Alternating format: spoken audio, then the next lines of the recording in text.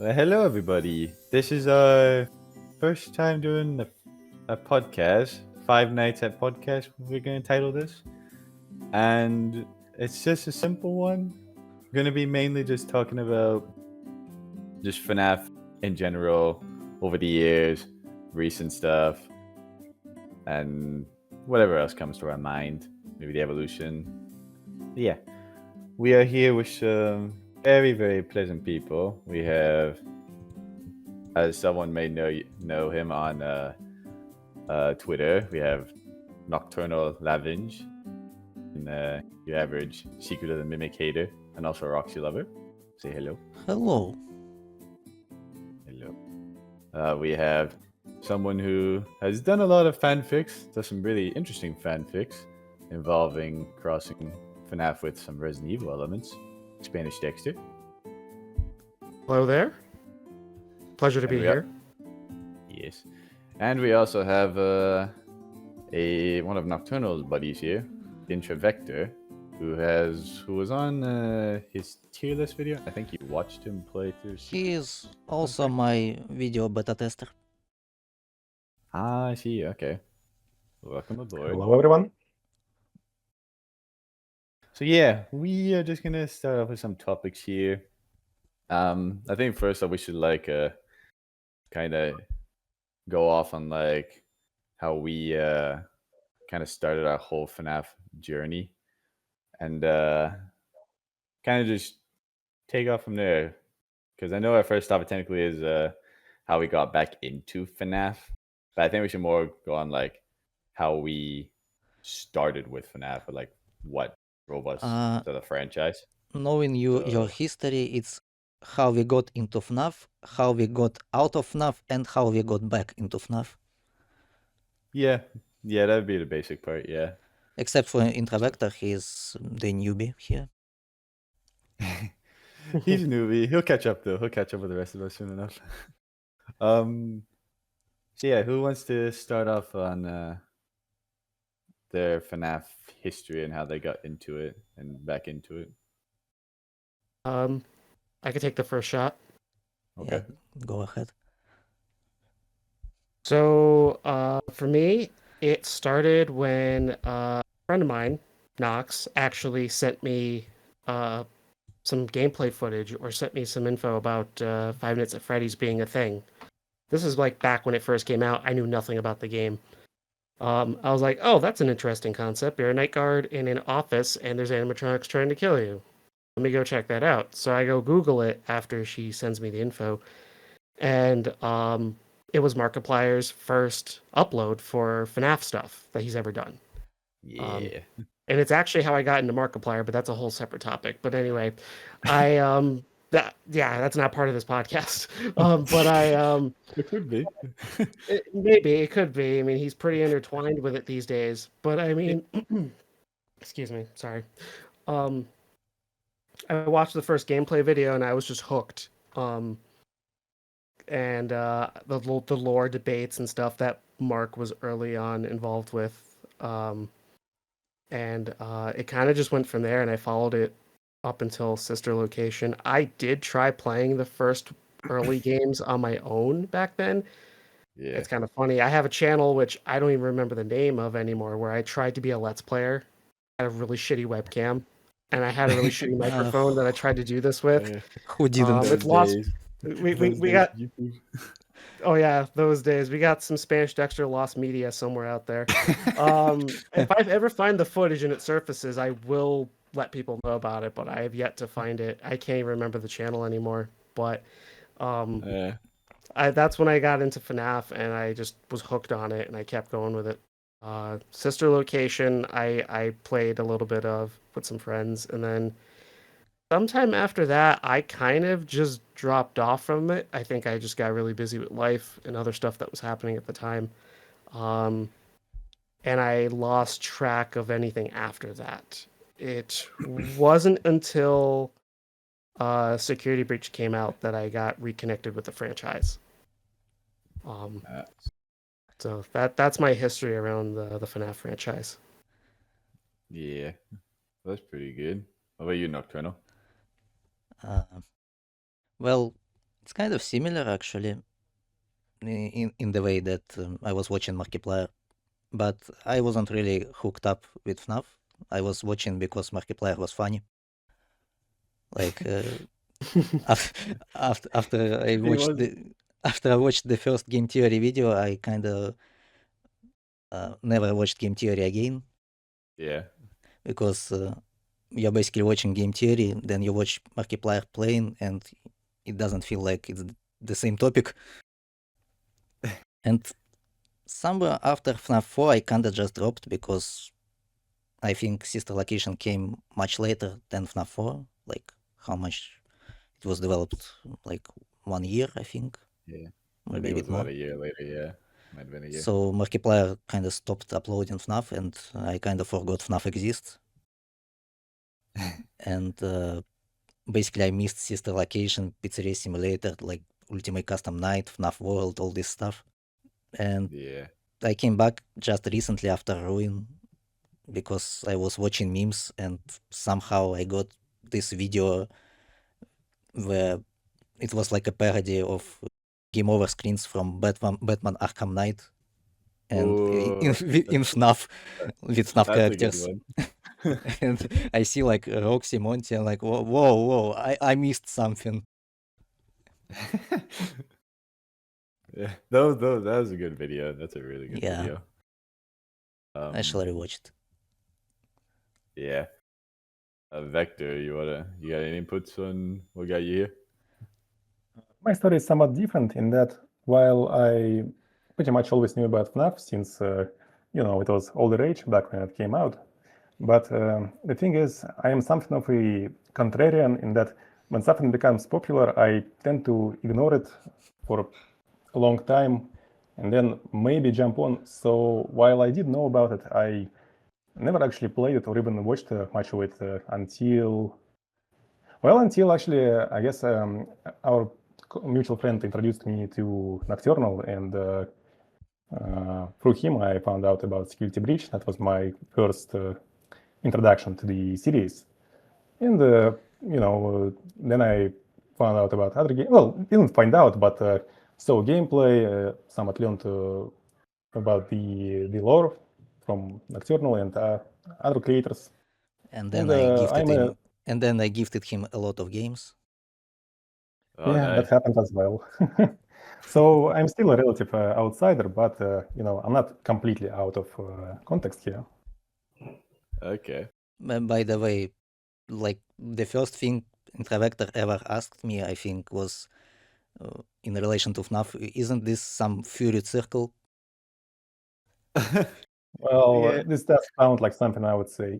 Sometimes like Nocturnal throws something back at me, and I'm like, wow, that's such an awful thing. And then I realize, wow, I'm the one who said that. Yeah, that checks out.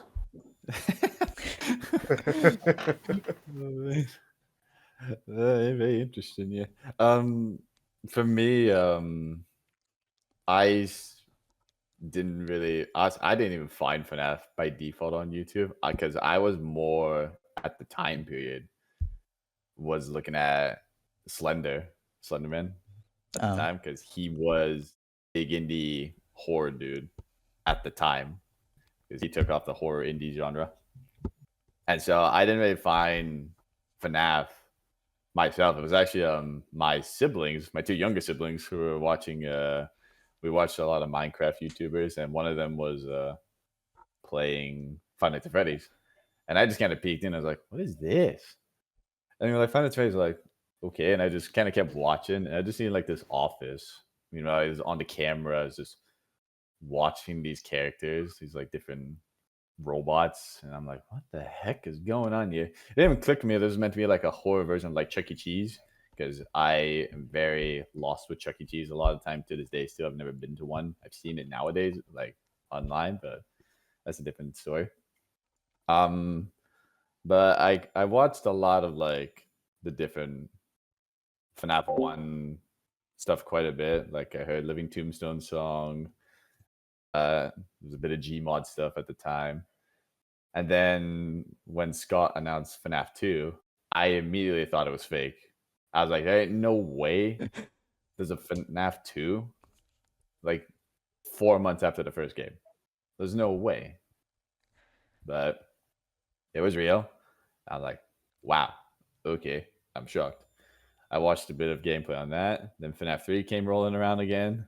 And I'm like, okay, this is interesting. Then FNAF 4 came out. And I'm like, okay, we're in a house. That's interesting. And then right after Sister Location came out, I kind of fell off on the franchise quite a bit. I was like, I kind of just didn't have much interest in the franchise anymore. Like I played through Sister Location, but I didn't even like get to Ennard at all until like way later on in my life. I was just like completely left Ennard in the dust. Had no idea who he was. Didn't even see him. So I completely skipped FNAF 6, Ultimate Custom Night, and Help Wanted. I just thought it was just okay. It's just a remakes of the original games in VR. Cool. And that was my FNAF history from the original stuff for a while. And it wasn't until like a week before Security Breach came out. I was watching a streamer, and someone in the chat was like, "You can play a new Five Nights at Freddy's game?"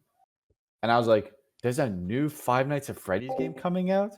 I thought the series was just done. I thought it was done. Didn't hear anything about Security Breach to that point. I heard nothing. And then I was like, you know what? I'll look at the trailer. Let me see what's going on. And I was like, oh, we're not in an office. We're actually walking around. Wow, these characters look really cool. The environment looks really cool. Okay, I'll play it, see what's going on, and just see what happens. And instantly, like, I just love Security Breach. Like, that time frame was just amazing. Even though Security Breach was really buggy, I had a moment where I had Moon literally just teleport directly in front of me on top of me. He instantly killed me and it freaked me out. He still does that. That was fun. He still did. Oh, okay, yeah, I guess he did. He might still do it. So yeah, that was very very unfortunate. Also, I apologize if you hear my cat scratching at the doors. They like to do that. Yeah, that I just grew to love the game. I loved the characters. I really liked that Freddy was your ally this time around, rather than your typical enemy. Then just seeing these new faces, I'm like, okay, we don't have a Bonnie or a Foxy. We have a gator and a wolf. I like alligators and wolf. See where they go. Monty, I expected to be like, okay, he's your typical brute. He's cool. I like him. And then Roxy's like, there's a bit of depth to your character here. I'm shocked. We never had that in previous FNAF titles. So Yeah, I think that's what hooked me as well, because right after seeing that parody of Batman, I like started watching cutscenes, and yeah, I see like, whoa, FNAF has story now. Like, I mean, in the game. Okay, Yeah. I'm in. Yeah, that was like, I was like, wow, there's actual character growth here, and I appreciate that. And it wasn't until honestly, like, I completely forgot Bonnie and Foxy even existed until I saw Tombstone's "This Comes From Inside" music video. I heard, I watched the video, and I was just like, oh my god, I forgot Bonnie and Foxy even existed. I was just like, wow, my brain just had big nostalgia from that one when I saw that. And then now, since I've been back into the FNAF franchise, now to this day. I'm surprised Maybe a that you haven't heard about Security Breach like until a week before its release. Considering that Security Breach is considered right now like it had a proper marketing. Like, dead ass, I was blank on all of Five Nights at Freddy's stuff in general. My main thing at the time, literally, I was just looking at Dead by Daylight stuff because that was my main game. And I'm like, okay. And then there were talks like here and there, was like, well, FNAF would come to DVD. Get to that later. I was like, it could happen, but I'd be like, yeah, I don't know. So that was kind of like anything I've seen FNAF is usually people talking about Springtrap coming to DVD. Like they want Springtrap. And I had zero connection on his character, like of William Afton. I was like, no idea that I had no idea that was his name. So I just wanted to add in, I forgot to mention it during my section about how I found Security Breach, but I didn't know about Security Breach until I was looking at like a state of play to see if any Resident Evil games were going to be coming out. And then I found out about Security Breach. I'm like, wait a minute, what's this? This is different from what's going on here now. So basically, everyone's reaction to Security Breach was like, "Whoa, we missed something." But yeah, here's the funny part. I was actually vaguely aware of Security Breach because like I didn't know what it was and I didn't really care. But back when it was announced, I think I saw its trailer or something. So like I wasn't into FNAF and I didn't know Nocturnal back then, but I do remember seeing and like that trailer kind of stuck with me, you know, not to the point where I actually began to, you know, follow the game, but I did recognize it when, you know, I saw the actual game. I think it's just more the fact that like the thing what also kind of like threw us into Security, which says like compared to like the older titles, there was a lot to like take in on this game. It's like there was different endings, there was a lot to explore, and quite a few different like hidden details or references to the original games. Like I had like that nostalgia feeling of like, oh yeah, there's the original games reference, but it's mainly focused on your new stuff as well. Like despite it being messy, it still had a lot of very funny and like scary moments to it. I say air quotes scary. Quotes Yeah. Tense. Yeah, tense. Yeah. Yeah. It 'Cause I still remember in the atrium, my first playthrough. Vanny had like slipped my mind completely because I hadn't seen her in ages. When I got the Showtime disc on, my screen kept getting all staticky, and I completely forgot that Vanny made your screen all staticky. You know, I encountered her twice, but I was like, why is my screen so staticky? Why is it getting very ringy and red? I didn't even look around. I was paying attention to Chica, and then Vanny just grabs me out of nowhere. It scared the shit out of me. Okay, there's Vanny. Yeah, Vanny had a lot of potential for this. Yeah. So I guess we are moving on to the next topic. Mhm. Yeah. That is- gameplay changing from Scots to Steel Walls. That's a kind of wide topic because Scott had a lot of different ideas in his games. But I guess did, yeah. the main thing is, you mean like the change from point and click to 3D walking simulator. Yeah, you stand there sitting in a place, closing doors, checking cameras, to now free roam and being haunted by these characters. Well, it was definitely a positive for me because I never played the older games before Security Breach. Exactly because it was point and click. Like, I just don't find it interesting. I guess for me, like, I mean, I grew up at the time when this was still like fresh and new, because I was like 13 or 14 when FNAF 1 came out. So I was like, oh, okay. And I was still also like very big chicken to horror. I was not a horror guy. But like I could withstand this. I'm like, okay. I'm still not a horror guy. Can someone tell this to Intravector? He tries to make me play Amnesia. You should play Outlast. Go play some Outlast. No.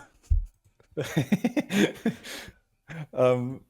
yeah, no, I thought like at the time, like standard clicking, like being hunted by these characters, like just waiting for them to appear was very unnerving. It still kind of can be, depending on the game, and the atmosphere in these games was actually pretty good. But as time went on and went to Steel Wool, I'm like, okay, I think the free roam, walking around exploring is just better than your standard sitting in an office, click click. Well, there's also VR games. Yeah, true. Yeah, the VR games too. But I find the VR games are just, it's more better when you're in VR itself. That's my opinion anyway, because at least like I'm using my hands rather than me actually click click click on my mouse. Yeah, especially when Help Wanted 1 is buggy as hell on PC. Yeah, I can relate to that. Yeah. Dexter Vector, you got anything to add? I think Intravector still has PTSD from Help Wanted 1. Yeah, I recounted that when you guys brought it up, and that was definitely an experience for sure. Yeah. As for, I feel like the perception of Scott's games has somewhat changed because these days the standards for indie games are just different. Like back then, indie scene was what Slenderman, as you mentioned. Stuff that was extremely it was certainly soulful and quite fresh at the time, but it was also janky, and the standards were in many cases quite low. These days, indie scene is dominated by currently I'm playing White Knuckles, so there's that. And so going back to that era, it just feels extremely jagged. So you see games that feel like way too simple. Like we are way too spoiled by games that feel almost triple A in the way they are executed these days, despite being developed by a single dev or by small teams. That is, yeah, I can agree with that. Yeah, a Um, lot of games have been pretty spoiled recently. I think I can add something to that from a developer perspective, as someone who has dabbled a little bit in development. The tools and the software are getting better and making game development more accessible to people who don't have a lot of resources.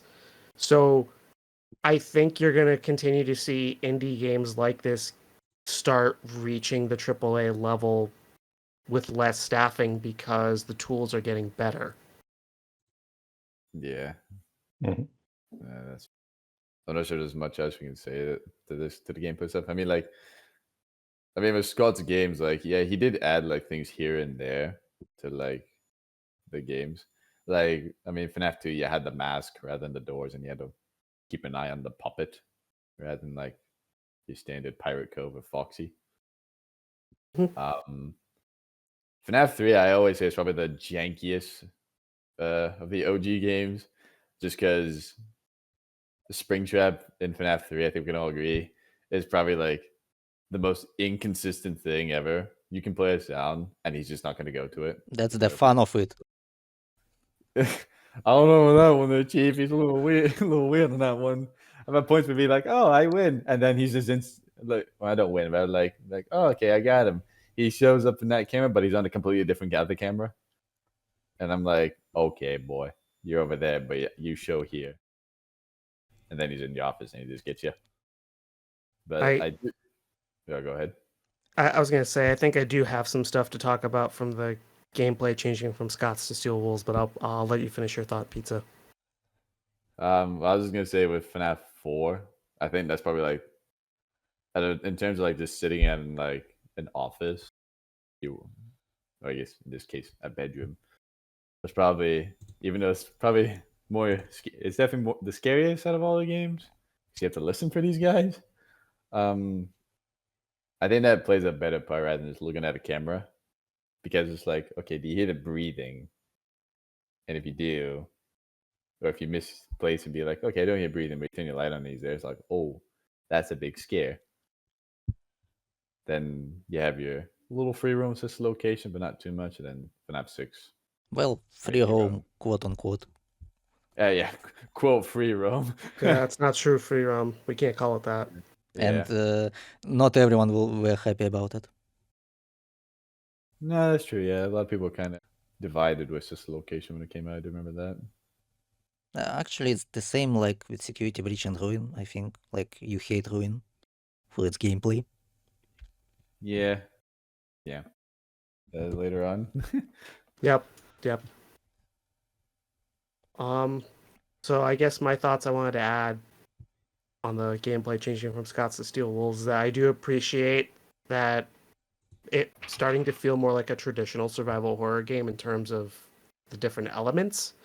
The item management piece, the picking up of files and reading documents in game, the notes. It's definitely starting to tilt towards a more like Resident Evil style gameplay, which is often seen as the foundation of like RE. Sorry, let me rephrase that. RE is often seen as like the basis for a lot of survival horror style games. You're uncovering clues to get closer to the answer. You're reading files. You're listening to audio logs. Those sorts of things. You have a map system.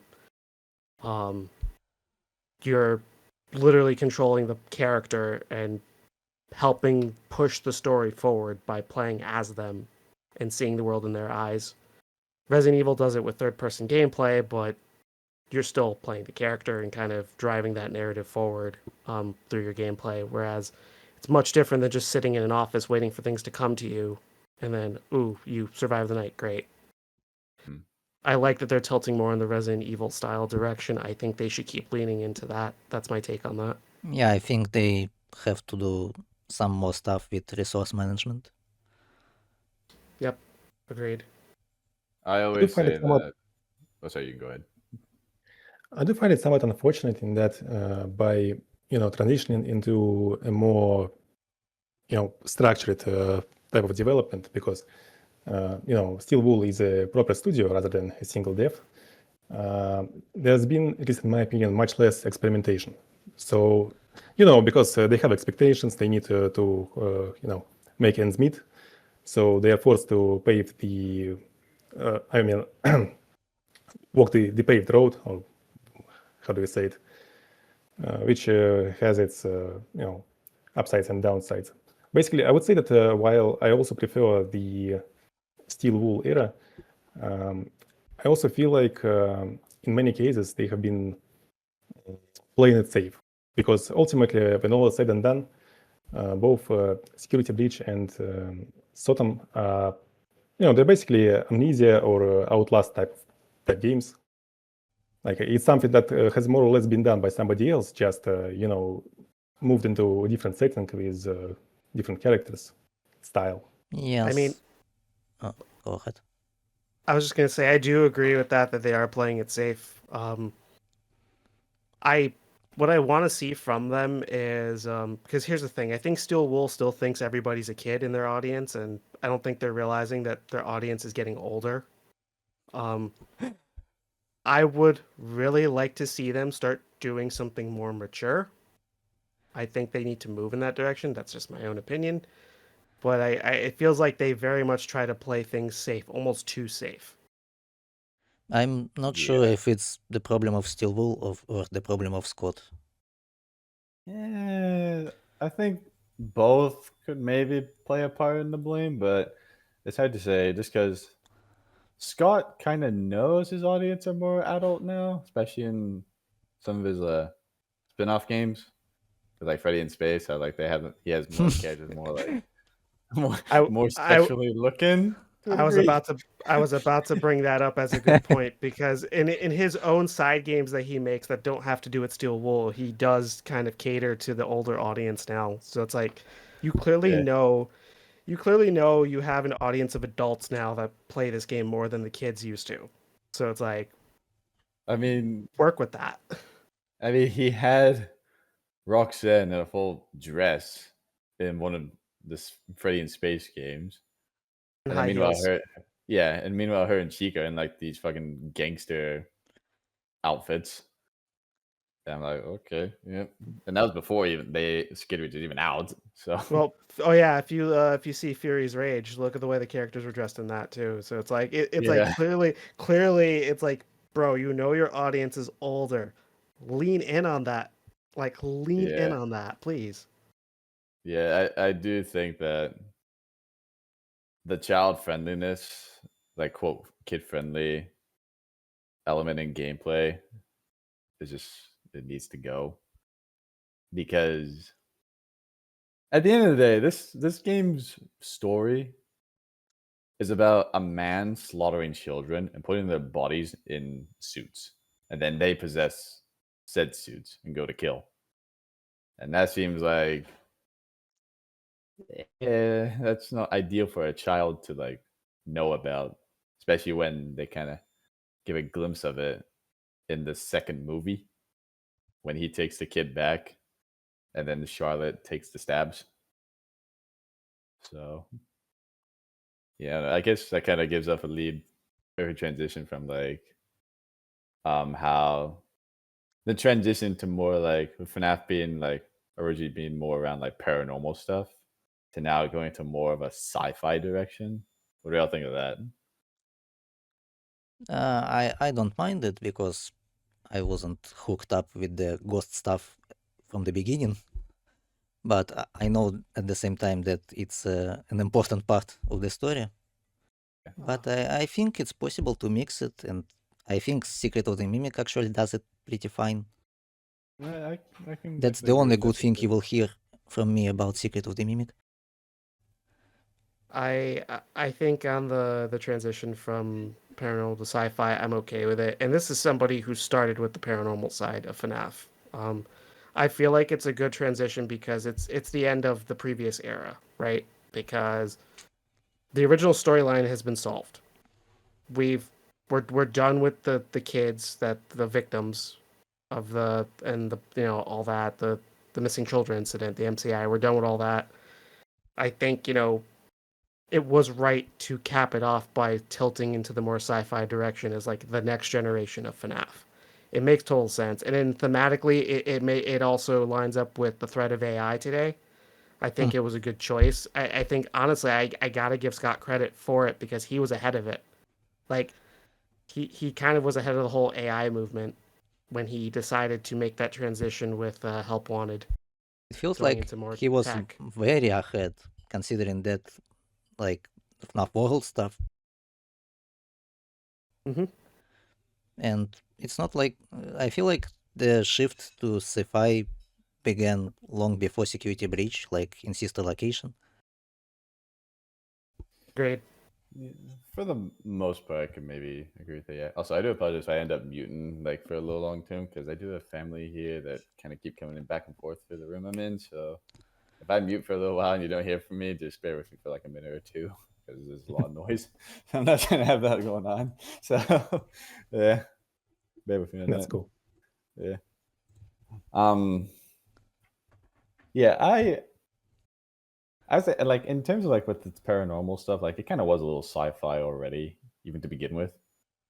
Because like what world before that was like, oh yeah, child gets killed, and now it ends up being a child is possessing animatronic.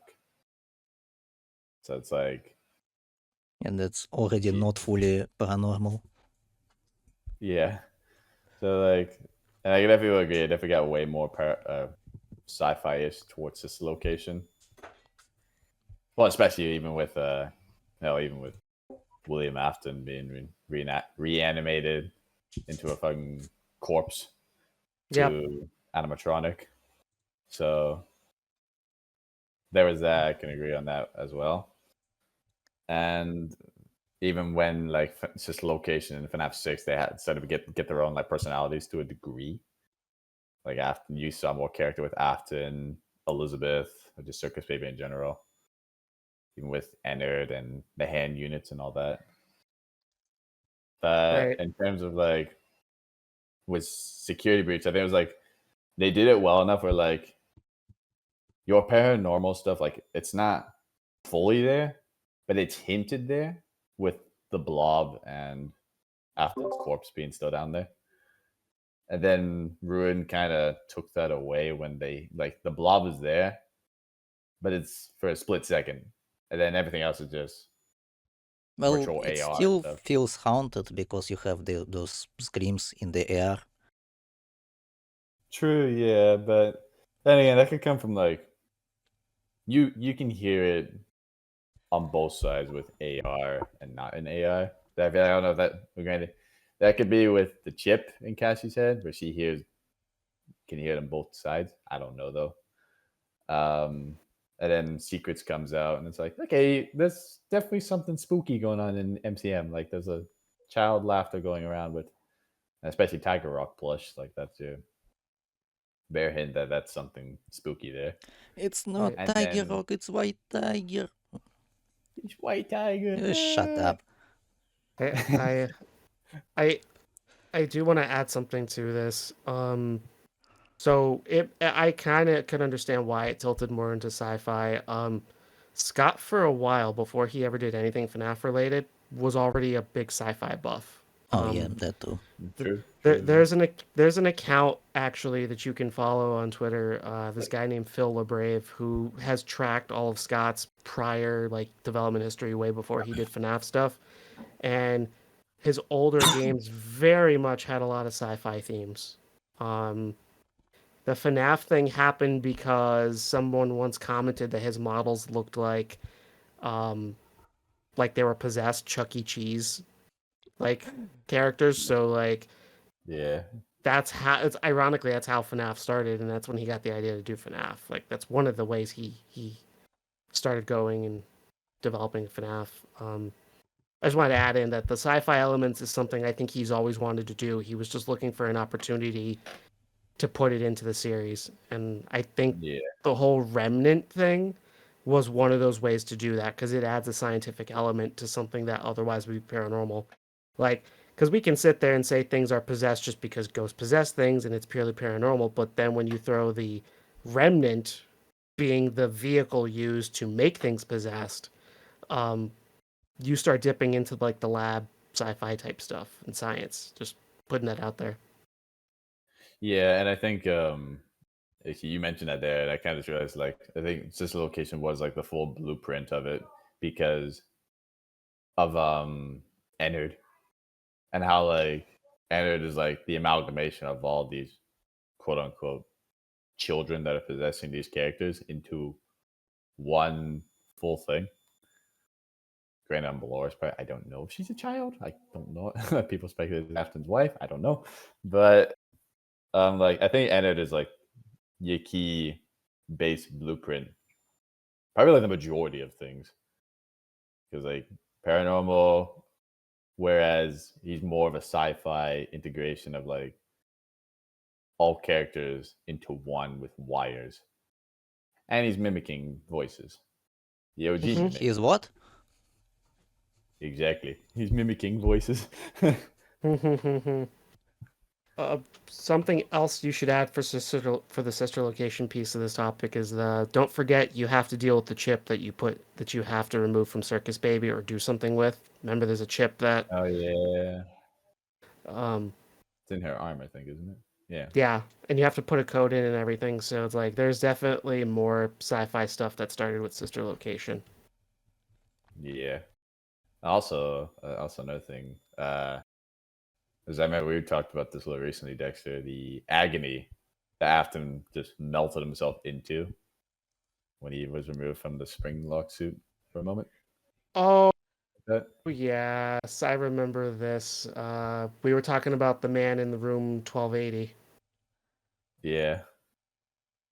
So Um, it's just the amount of supernatural things that can go around that man just by default. It's just like okay, there's a lot of things with him, and just with the characters in general. yep. So, So do we I have anything guess else to say on the sci-fi transition? yeah. I feel like I could be a bit more negative in the sense that while the tradition itself is perfectly fine and I even appreciate it, I feel like, at least in my opinion, it was a mistake to make an overt connection between the Scott's FNAF games and Steel Wolves, like specifically reviving Afton as a what? Is he some kind of construct now, AI, something? Like I feel like it would be better to either treat it as a, these new games as a soft reboot, or have it take place in the same universe but keep the connections Very vague, loosely. so as to, yes. Yeah. Otherwise, at least to me, it feels like there's too much of a shift in the tone. Like it doesn't feel consistent. I feel like Security Breach would take probably the big red flag on that one, just because of how messy its story was at the beginning for its launch and development. Yeah, it's just a note on security breach to remember whenever we talk about it is that Scott did admit that he decided to pull the usual Scott stuff with the development team of like being super vague about stuff and saying, "Oh, put this here, put this there," when he was talking to the devs at Steel Wool about what he wanted. And Mhm. they were just like, okay, and they didn't have anything to go off of, so they kind of had to guess what kind of story he was doing, which was an awful mistake on Scott's part, and Scott admitted that in a interview with Daco that came out, I think, last year. That he's like, yeah, I messed up on that. I shouldn't have done that. I think it goes back to Scott needs to get out of that whole playing with the fans mindset. I think that needs to go. I think that's when he realized it during that development hell that he's like, oh, I can't keep playing these games anymore. But Yeah. I gotta admit that hearing this story, how Scott was keeping the story to himself, it was the most hilarious thing I ever heard in game development. Oh, It is, 100%. yeah, it's like, why are you gonna keep the story to yourself when you give it to the devs that are trying to don't give it to the devs that are trying to make the game, just have to guess it. Okay. Yeah, actually, Nocturnal did clue me in on this. The reason I'm bringing this up is because, well, it's canon now, so we can just outright ignore it unless Steel Wool just decides to retcon this outright and do something else with the story. Or remake Remaster Security Breach. Security Yeah, it's funny. We'll say Steel Wool retcon it. It's gonna be Scott that does it. Remember, Yeah. Steel Wool just does what Scott tells them. Scott is the Oh, franchise owner. So, Yep. and in the writer. Now, the exception to that rule is that J-Top did help write Secret of the Mimic. That's the only exception to that rule, which I found hilarious that people are just now discovering that. Yeah, Yeah. I want to know whose ideas were behind some moments in Secret of the Mimic, but I guess we will get to that. Yeah. Well, I Yeah. guess we mentioned Security Breach, unless anyone else has any more to say about the Sci-fi transition, or I guess not. And I don't know what you meant by the fourth point in this list. well, Security Breach hype and its content. I think Yes. it's more just like how it was kind of more like, because transition to the next one with Security Breach's hype. Like when the game came out, like obviously people gave it shit, but for a good year, actually up until Ruin, basically, it was nonstop like good fan content surrounding Security Breach. That's kind of what I'm more getting Well, like it kind of mods. continued after Ruin, I think, for a while. But right now we are empty. Well, yeah, we are empty right now. To a degree, I can agree. It kind of did continue a bit after Ruin, probably with Help Wanted 2's development. But that whole like time frame from like Security Breach to I guess to Help Wanted 2, I think we can all agree like the hype around these characters and this kind of like story, I say quote story, was like over the top. Like you had many good like different fan uh alternate universes that they would make. Like uh one that sticks out to me a lot, I think we can all maybe remember this one for the most part. Two Dev Sensei's repair series where Gregory was repairing each Glamrock. Yeah, I think And I've seen that. Yep, I yeah. remember that. And not only that. Well, I mean, there were different content creators who did that. Oh yeah. Yeah, there's a lot of that too. But yeah, it kind of like I think like his video where he had Greg repair Roxy, I think that was like the spike and like the huge popularity with Roxanne. Because even Marta herself pointed it out. Like she retweeted the whole thing. And even YouTube commented on that video. And YouTube it's like, Gaming themselves did it too, yeah. yeah. Yeah. Like you can see it. It's pinned on that video. You can go there and see it. It is pinned. But yeah, it's just like, wow, this hits a connection with like, because we never had this kind of like hype slash quality of content with these other characters. At least that I could remember. We never had this kind of like hyper quality with the characters because it feels like with Security Breach's hype, you had like people like Tamiku who had made like an alternate ending, whereas like, oh, Vanessa saved, Vanny was a different character. Vanessa takes Gregory in, and the Glamrocks also treat him as one of their own. Or you had the Security Breach shows. Oh, look at that one fell off. I'm listing them actually in the chat, so you'll be seeing that list of content creators in a minute. Okay.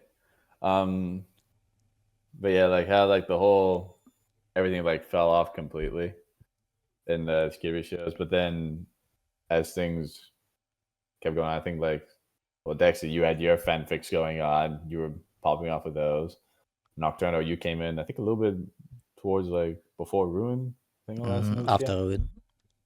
Yeah, and you started making like really good art pieces and all that. I remember actually, how I found you was actually your Roxy over Freddy video. I was like, "Can I get that mod working?" And I did get it working. And then you came in. I was like, "You're the exact guy I found to." Yeah, I remember. I was like, "That was a weird." Speaking of that, I think it really helps that Security Breach is kind of easy to mod, I think, considering how many mods it has. Yeah. Yeah, no, definitely. Like that's another thing too. It's just like, I guess in terms of like the content, the mods that surround the game is like crazy. And by the Granted, way, most of it can't be Security Breach still has the highest online per day Yeah, out of like all FNAF games. yeah, like people, the fans will deny it being it's not peak FNAF. Dog, how is it not peak FNAF under the highest player count out of all the FNAF games? And everyone to this day is still talking about Security Breach and making stuff for the game or surrounding the game. I never understood that, but yeah, like I guess like I don't know. Is there anything that you guys like thought really like stuck out? That I guess that like stuck out to y'all in terms of like people making content around. One like- thing I was kind of YouTubing around, and do you know how many videos are there where Glamrocks are fighting someone? Like Mortal I've seen a Kombat style. Yeah, I've seen a couple of those. Yeah, There's a lot of them. There's tons of them. I remember the one where they were fighting the Twisted, Yeah. like Twisted Wolf, all those guys. That was an interesting one. Yeah. Anything else y'all have? Or? You know, I was just gonna If I add a had to lot s- of. Go ahead, Intravector. I'm sorry. I was actually about to let you go. Okay, I guess I should get on with it. I was about to say that it seems to me that people in general, well, not all of them, of course, but if we had to generalize, are less in love with Security Breach the game and more in love with Security Breach the aesthetic, because it does have its own unique style and very memorable and striking characters, and that's exactly what people latched on. Plus, it's also by far the largest game in the series. Like you mentioned about it having the largest player count to this very day. And I'm not about to argue that it's a peak or not peak, but I would say that other games are mostly one and done deals. Like you play through them, and unless you're doing some kind of challenge run or something, there really isn't a whole lot to do with them. And Security Breach is quite different in that it has this whole open world, and basically, even if you're not playing through the story and going for different endings, the pizza plex itself is big enough and detailed enough that if you are interested enough to explore it, then you will have something to do. It's kind of Yeah, like feels it. one of my friends just boots up GTA 5 sometimes just to run around the city or ride around the city. Yeah. What are you gonna say, Yeah. Dexter? I was just gonna add in that to add it kind of relates to what Intravector had said. The aesthetic was a big one for me, and a lot of other people. The whole glam rock attire and style played a huge role in it, and a lot of it was nostalgic too for some older folks. The whole '80s vibe and that era. I gotta say, like, Security Breach is the reason that I actually, outside of FNAF, I've started watching urban exploration videos of like people going to abandoned malls, or videos about like about checking out malls, like in general. It's a very niche category of videos and content, but Security Breach played a role in why I like that content and why more people started getting into that stuff. Um, and the characters too were the other big focus that a lot of people like just literally the character designs themselves and the characters. It's just a lot of content was about, you know, how would these characters be like outside of the Pizzaplex, if they actually had their own lives and stuff, how, they're just hanging out with people, they're just doing stuff, like just slice of life type of content. And you started seeing a lot more of that stuff. Adding that. I would also like to add, when you mentioned just like, or you and Vector just mentioning that, like, how you can just like run around, like you just run around and just explore the place. I remember for the longest time, and I didn't find it until I let my girlfriend just watch me play, while we were like just randomly, because she was just curious, like, what else is it? You just play through it for me? I'm like, okay. She's not really big into FNAF, but she was curious on this game. And for the longest time, even when I played through, I could not find William Afton. I knew he was there, but I couldn't find him. I was just like, it took me like a month or so just to like figure out, just be like, where the fuck is this guy? I never even looked it up. Like, where is this dude? I can't find him. I went back and forth from Roxy's Raceway, and to this day, I still think I feel stupid how I missed it. It was so obvious. And go like from Roxy's Raceway, Chica's Cupcake Factory, Rockstar Row, the lounge, the daycare. I'm just like, where is this dude? Where is he? And then I eventually did find him, and I was just like, oh my god, I was so stupid, because I remember when my first playthrough, I found this spot and I didn't even think about going back to it, because I was just like, oh, I got an ending, okay, I'm done. Until I actually went back and did the other endings. But just wandering around the building, though, it's like, if I honestly compare, like, it feels like FNAF's version of Disney World, where like this is like a kid's dream. If they get trapped in here, they would love it. You got food everywhere. You got arcades. You got different mini games. Like, running around there kind of made me feel like a little kid. I'm like, wow, I feel like a little kid, like just running around my own mall. It's kind of funny because like the whole aesthetic of Security Breach even got some people to like want to go out more to like those kinds of places, like those like Oh, the dude, round one. I kid you not. I was buying new headset at the mall, and I was walking, looking like, whoa, that's like a Pizzaplex. Seriously, though, like it's true. Oh man. But like the game is so it's so funny. The game is so life-changing that it reaches beyond just what it does within FNAF. It had so much influence on other stuff outside of it. It's really funny. Yeah. Like yeah, the game is messy with its gameplay. It stutters everywhere, whatever, things break. But it's just the environment it gives us. It's like, this place is just cool to see. Just run around in. It's just like, there's so much to see and explore. That like, even for like some points as well, like this was like, even through my whole gameplay, like where you get to the section with Chica, do you shadow her and you're running away from her? I did not know for a long time, until like I think like a year or two later, that you could turn around when you're near the end and Vanny's right there skipping towards you. I had no idea, because I just kept going until I turned around and I see Vanny. I'm like, wait, what the fuck? Vanny's down here too? So I was just like, it's just these random things that just hide in plain sight. You don't see it until like you like really open your eyes up on it.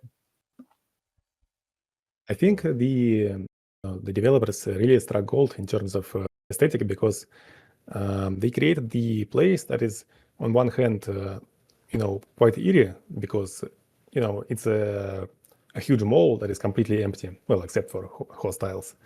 But at the same time, it's not as overtly hostile as like outright ruined places, or the back rooms. Like, it's kind of liminal, but it also simultaneously comforting, because you do recognize that this place It's not supposed to be a place of horror, and I think that combination is well, it's pretty rare for developers to nail this exact point where it's equal parts cozy and unnerving.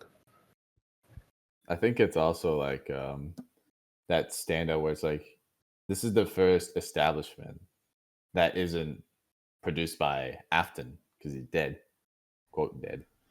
So like he's not in charge What do you of. mean quad dead? You know exactly what I mean.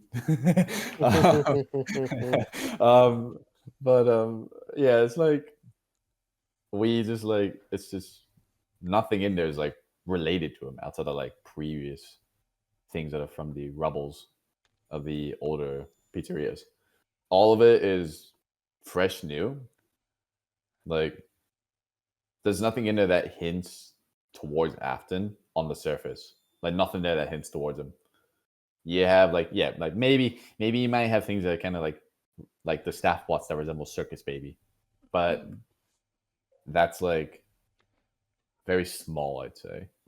And at the end of the day, it's still a staff bot. It's not Circus Baby or anything that's related to Circus Baby. So I think that moving away from how Afton does his stuff into this more like, okay, this is a building that the man himself isn't there. So how do we make an establishment that doesn't really point out that there's been many deaths surrounding this building, while also maybe hinting the history of it in Rockstar Row? And then the missing children stuff happens, but yeah. So I'm guessing we are moving next, Yeah, which we can move on is next. Mm-hmm. FNAF's evolution from 2023 to 2025. Because I feel like my whole thing when I made this one here was like, I think 2025 or not 2025, sorry, 2023 is the beginning of FNAF's like little small decline down from the hype of Security Breach. Like, because I think we can all agree. Like, I think we all agree we were pretty hyped for Ruin when it was first announced. well, Ruin I was couldn't be hyped for Ruin. I didn't knew it exists. Okay, well, I guess that's Same. fair enough. Yeah, but I think Dexter and I could agree. Like, we were pretty hyped for Ruin at its time frame. I'd say like once Ruin's trailer came out, I think a lot of us really eyeballed the question, like some of the designs, especially Roxy's. We were all thinking like, what the fuck did they do to her face? Like, what is that on her face? In a way, that's her endoshell or her endoskeleton. We learned later on it wasn't, but I think like after Ruin, like you play the first playthrough, it's like, okay, this is cool in gameplay. And then you go further and further, and you get to Roxy's shutdown sequence. And that's probably FNAF's most heartbreaking scene in the entire series. You agree with that? You know the answer. I think it's heartbreaking in terms of visually. Like it's the first time we visually get to see something really heartbreaking on screen with the level of detail that we have in new games today. I think this is where the disconnect is for some people. Why some people debate that is because we did have heartbreaking stuff in the original, set of games, the old ones. But the problem was, you can't like, for instance, Charlotte's death in FNAF 2. That is a heartbreaking one. But I think the reason why people debate this is because that was with pixels that they had to debate that. I mean, that they had to show that off was with pixels. They didn't have the graphics we have today in the games at the time to show how heartbreaking it would actually look in real life. Roxy's thing is heartbreaking. Not saying it isn't, but I also understand why people will debate it. I guess I'm in the middle. I guess that's my take on it. I love Roxy to death, but I'm in the middle because I understand the other side of it. So that's all I got to say on that. I would say actually going off on that part, you mentioned that like even in FNAF 4, when you see Evan is after he gets his head bit off and you beat, I think it's 20 mode? No, 6 night. I don't remember. Where you see him being Fredbear's being like, "I'm here with you. I will always be here with you," and his friends slowly like disappear. And it's kind of like him like, passing on. It's like that one's like, oh, that's pretty sad, but again, it's pixels, so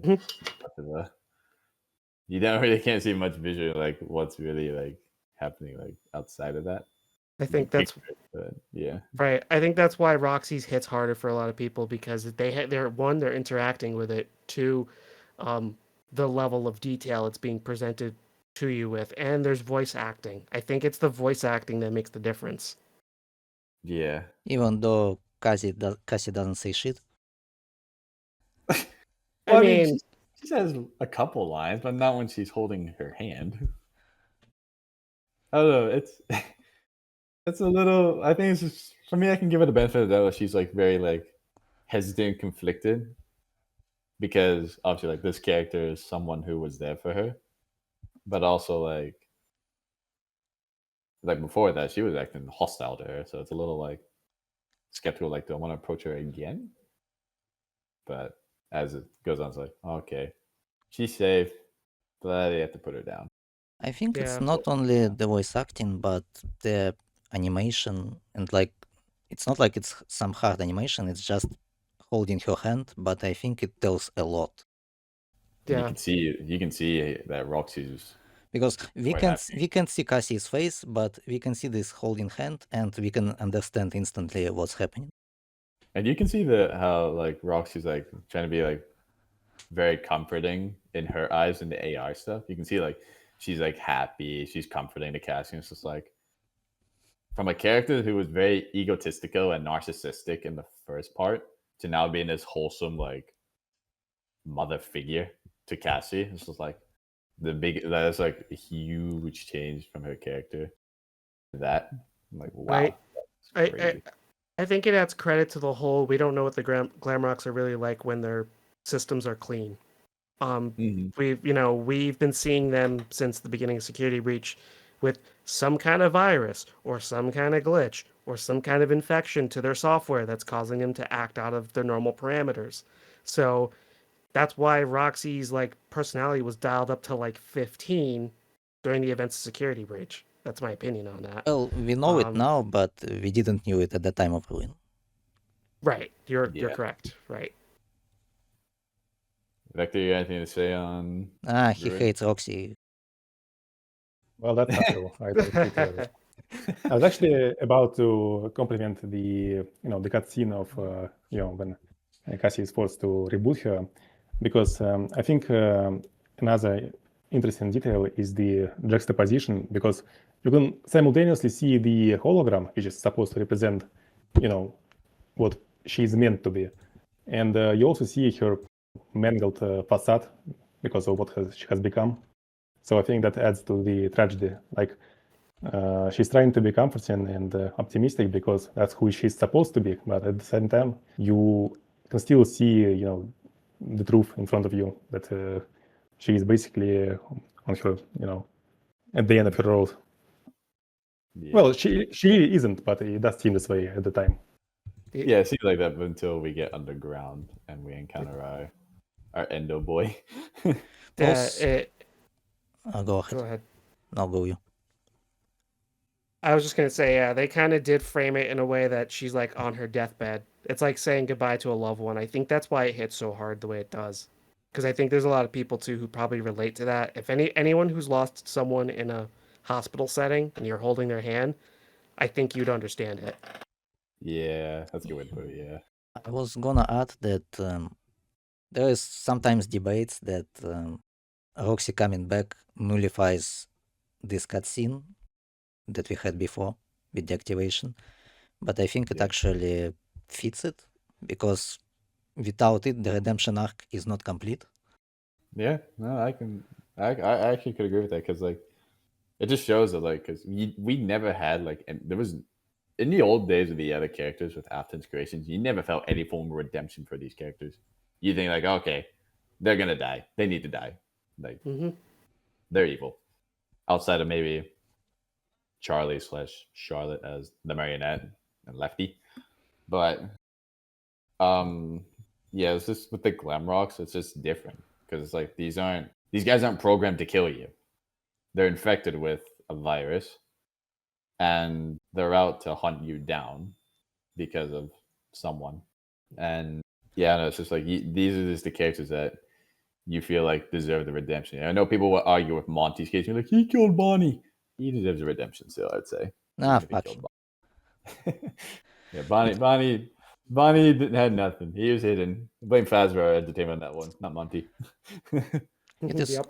also the case that, well, as you said, since we haven't seen anything with Glamrocks, well, anything positive in Glamrocks, the deactivation scene is just words, basically. So the final moment where Roxy sacrifices herself is actually the action. I think it was required for the redemption to work. I agree with that.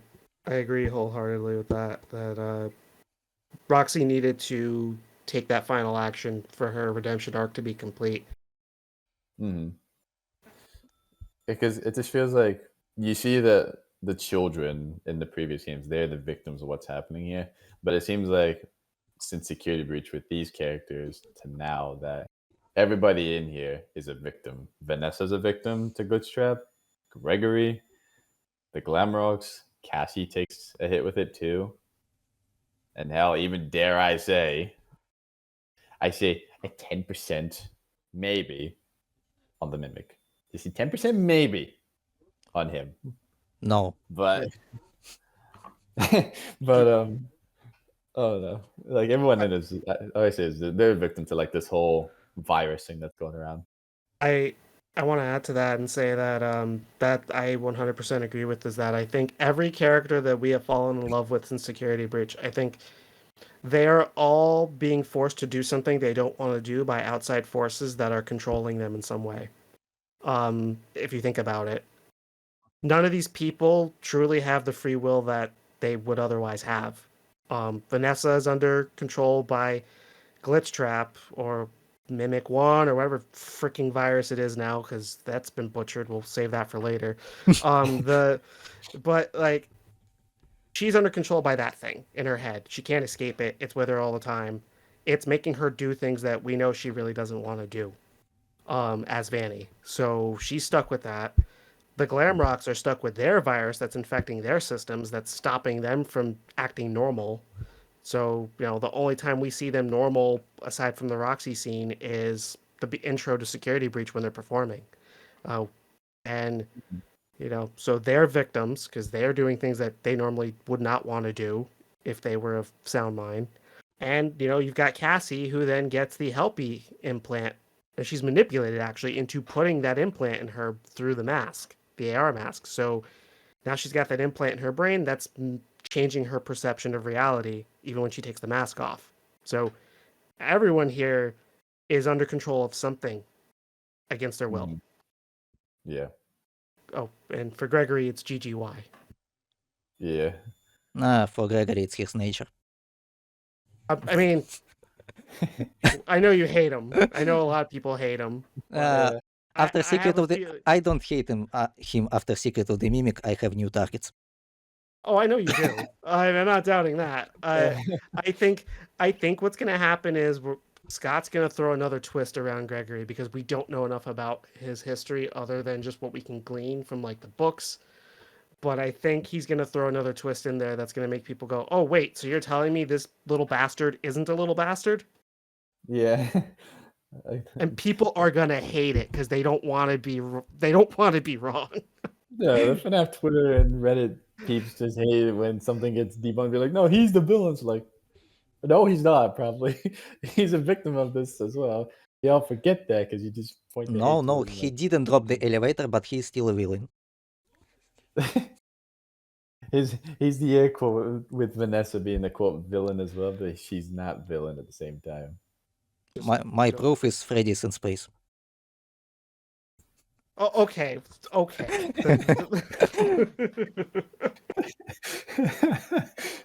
man.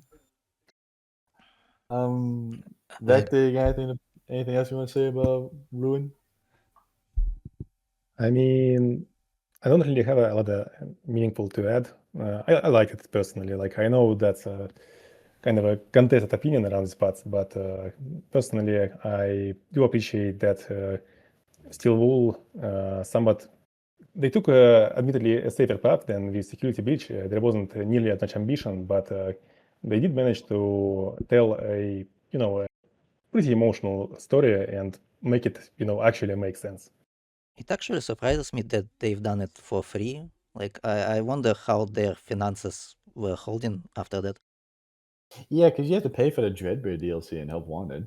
Yeah. So it's interesting they gave you Ruin for free. That's true. It makes one wonder how far back in the development cycle did they go, because there's always the case of a developer already working on the DLC at the same time as the main game.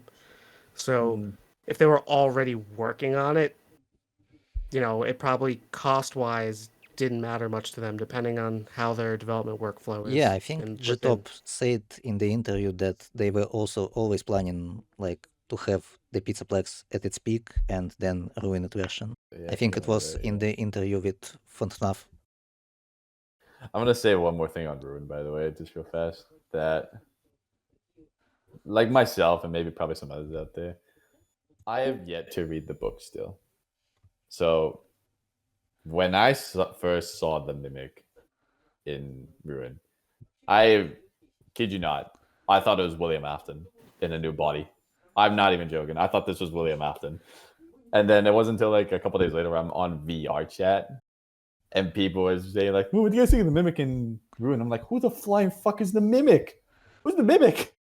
I'm like, this guy's called the Mimic, and everyone's like, "Hey, he's in the books." I'm like, I don't read the book. What? This like, okay, whatever. And I learned he's meant to be the new main villain. I'm like, this is a sloppy new main villain. If this is his build up and this is how he's I'm a introduced. FNAF fan. You think I can read? Yeah. You think I read the books? I play the games. Yeah, books are canon. Are they though? No evidence of it. Well, I mean, there's debates on it, but there's no confirmation of it. Well, the week before is definitely canon because Scott said so, and even that is being debated. If he says it's canon, then it's canon. Then so. Yeah, but I did guess we he can- mean it? Well, I don't know. Are we gonna talk about Half Wanted 2? We can. Do we want to skip the movie because that came out before that, or want I to don't know talk about that? if you want to talk about it. I mean, I guess we can make it quick and be like, I guess, how do we feel about the first film? Because we've been waiting 8 years at the time for that movie. He announced it during FNAF 2, and 8 years later we get it. Well, I can definitely say the movie made me appreciate the earlier games more. Like, I think the movie actually hit the right spot with its atmosphere and the way environment looks. Yeah. Agreed. I definitely think the movie was a good idea for those who came to the franchise during Security Breach, because they didn't have as much interest in the earlier games, or may have not had as much interest because they started with Security Breach. That movie kind of helps act as like a catch up, if you will, like a Cliff Notes version of everything in some ways that might make them, like Nocturnal said, make them appreciate some of the older titles. I would say for me, like, I do like the movie. When I first watched it with my sister, we were both like, that was really good. And then I rewatched it a second time, and I'm like, it's not amazing. Like, it's good, but it's not high tier amazing. It could have been better. Yeah, but like, I get why it's like that, because there's not a whole lot to tell a story in FNAF 1. You didn't have that. You can tell you had to throw in a bit from FNAF 3 because that's in there. So you had to put a bit of FNAF 3 into FNAF 1. So that made sense. But yeah, I remember going to watch the movie in the theater, and someone walked in fully dressed up as Roxy. And I was like, oh my god, that's awesome. It was Nocturnal. I'm telling you, you were in Canada, man. You didn't come say hi to me. Yeah, no, honestly, actually, so after the movie ended, obviously we did it, and, like, usual stuff. My sister went to use the bathroom, and she said to me, like, "Yeah, there's 2 marionettes in there." By the way, I'm like, "What? There's 2 marionettes in there?" Like full on dressed up as the puppet. I'm like, that's hilarious but awesome.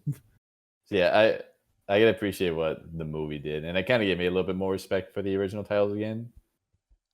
But that's with the atmosphere and its story. This gameplay, though, don't know about that. The most memorable moment in the movie for me was, we were watching together with Intravector, and when Afton is being taken into the darkness by children, and there's a dark screen, and yeah. Intravector opens a fucking beer can. I mean, since you're bringing me into conversation, actually, I like the movie, but at the same time, okay, here's my opinion. I think it's the movie that hits all the right notes as a fan service to the fans. So, as someone who already, had a lot of context and played some games, I appreciate it. I thought, the animatronics were awesome, and I liked the actors. At the same time, I do know that a lot of people and critics, well, I mean, if you count them as people, I guess, were rather harsh on the movie, and I don't necessarily blame them. I feel like if you watch it outside of context, like you just pick it up as a random horror movie without knowing what FNAF is, and without really caring about the universe, I feel like it's a very meh movie. I feel like it only works, as a fan service piece to the fans, just in my opinion. And again, I did like it, but I don't blame people who did not like it. I actually would agree with you on that, actually, because I can see it through an outside, like the standard horror lover that has not done anything FNAF related. I can see it too, because I look at it and I'm like, yeah, an outside horror fan would think like, yeah, it's okay, it's not good, it's not bad, but it exists. Because I have there's someone I talk to sometimes, and he told me he went to go see the movie, and I was like, did you like it? And he was like, yeah, it's okay. I haven't played the games and don't know much about them, so I'm like, I thought it was okay. I didn't think it was bad. I didn't think it was amazing though. And I'm like, you know what, fair. Because if you're a FNAF fan, you understand what's going on here. If you're not, you're gonna be a little confused, and you would think, it's a decent film, but it's nothing special. If that makes sense. It's just it'd just be like another video game movie adaptation. That's just all it is. Actually, a side thing is oh, you can go ahead. Sorry. I will say that what I did not like is that, at least in my opinion, compared to the games it adapts, is far more avert with the supernatural stuff. Our protagonist has these dreams, these visions, the ghosts, while the games,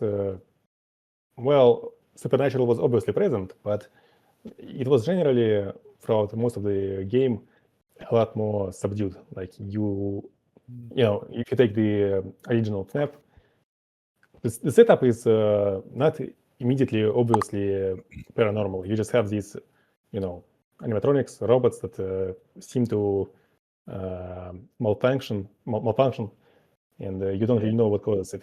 While the movie is far more in your face with all of the supernatural stuff, and it even goes out of its way to explain what happened and how it happened. I think the word for this is like, what was it, demystification or whatever, like when you tell too much.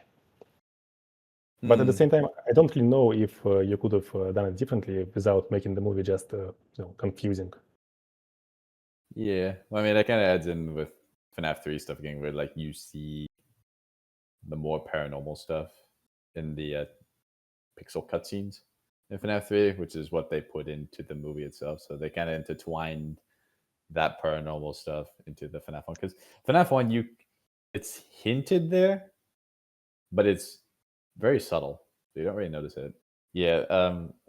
Another thing I kind of want to point out, kind of a little sidetracked this for a second, but I remember when the movie got announced, in that 1 week of May when we had those 3 trailers. When it said the release date, I think it was October 27th. Was that when it came out? 27th, 28th? One of those days. I don't remember. Yeah, one of those days.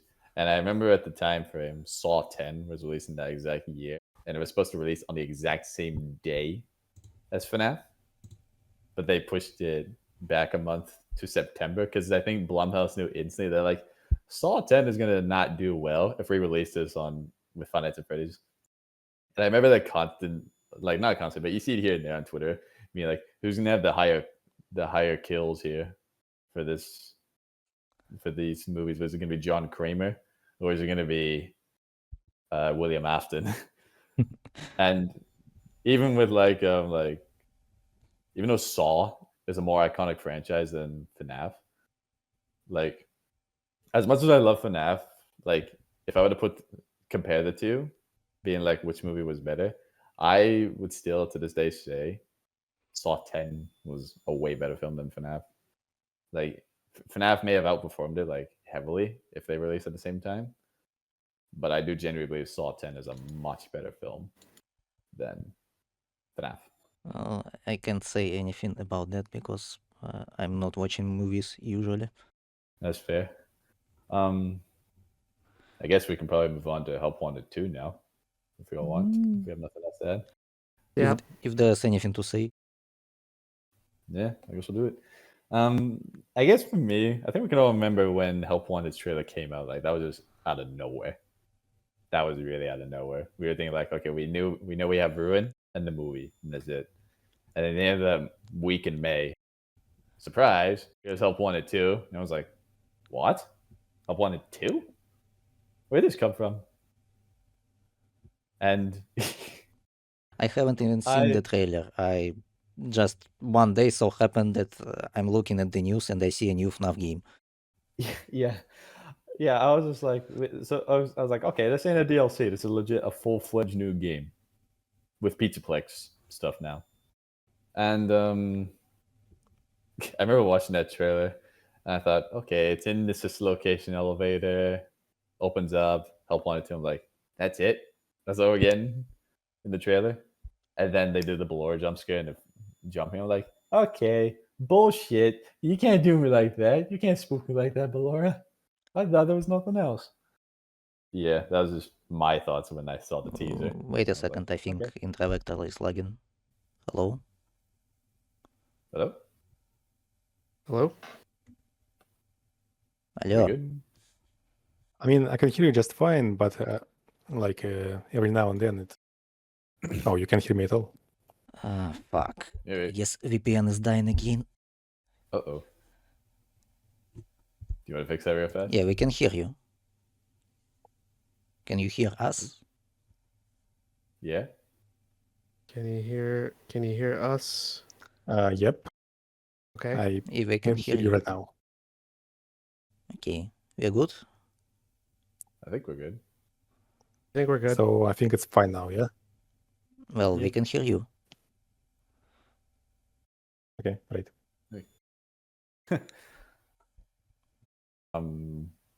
Yeah, what do we all think on Help Wanted 2 and its gameplay? What do we all think of that? Well, it's actually hard to say because neither me nor Intravector have VR. I guess actually this could, I mean, I think it would work well. It'd be like how you guys describe it as flat mode users. Meanwhile, I play it on VR, so I can give my opinion on it with VR, and you guys can give it with Well, flat mode. it definitely feels good to move around the hub like with proper controls, but the effect of some things definitely lost, like the Vanny mask reveal and stuff. Yeah. I don't want to speak too much yet. I'm kind of curious what else y'all think are. Yeah, I think it is. The problem Speaking is of VR. Help Wanted 2 kinda, and I don't want to say nothing burger, but there's not much to talk about there. I mean, Yeah.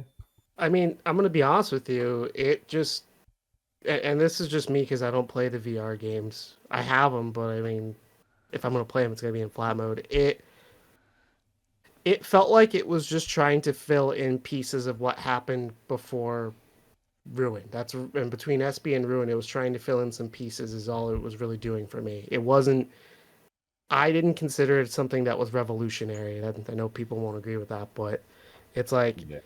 it's like the game was okay, it exists, it's there as filler. It's filler content. It's just like, hey, this is what was going on between SB and Ruin.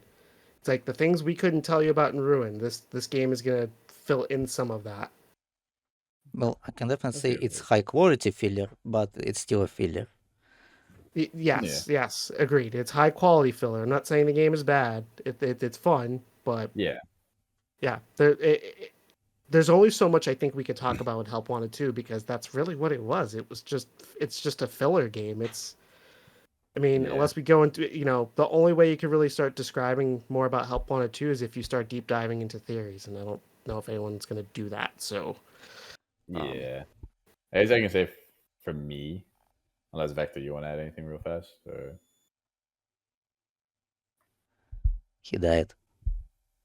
Uh-oh. Hello? Vector? his VPN probably could be clamping him down. Hello? The problem is Oh. we have the same Was I- VPN. Well, see, I could hear you Oh, yeah. fine. I feel like the sound.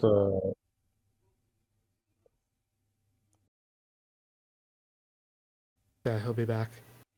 Yeah. I guess I can just speak on what I was going to say real fast while we wait for him. Yep. I was going to say I guess with VR, in terms of VR gameplay, it does really feel like you're actually a proper worker at the Pizzaplex with their stuff, being able to test Oh yeah, things with most of the DJ, have games a little- are built as if you are working in the Pizzaplex, with the Yeah. exception, I guess, of sister location. Yeah, which I mean, you all have seen it. I have quote PTSD with Ballora in her gallery because a little bit before Help Wanted 2 came out, I played a VR fan game of Sister Location, and I was stuck in Ballora's room, not being able to move because she was constantly right next to me, just dancing around me, and I was scared to move that she's just gonna jump me. So I'm hugging myself in fear.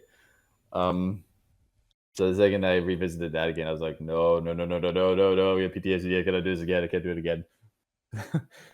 It was kind of freaking me out quite a bit. I'm like, okay, I give her a line of respect now with Ballora for how scary she is. She's probably the scariest character for me now. Dead ass. I'm terrified of her. But also just other games like the cafeteria mini games and L Chip kind of gave me a same vibe as we lost him. Are you good? Hello. I guess not. Uh-oh. That's not good.